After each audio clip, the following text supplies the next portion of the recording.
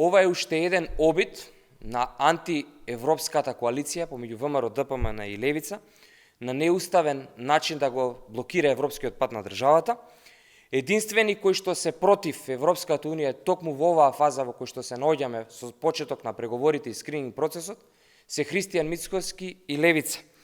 Криминалната антиевропска коалиција бара спас за својата фотелја, бара спас преку блокирања и штета врз државата. За среќа на граѓаните, ова е уште еден неуспешен обид и овој обид нема да помине. Државата ќе продолжи и понатаму кон европскиот пат, секако со сите придобивки кои што ги носи овој процес. Северна Македонија ги започна преговорите и скрининг процесот и како државотворна и одговорна партија верувам дека ќе продолжиме по вистинскиот пат, забрзан, се со цел час поскоро да ги завршиме обврските и да ги имаме придобивките кои што ги носи европскиот процес на нашата држава.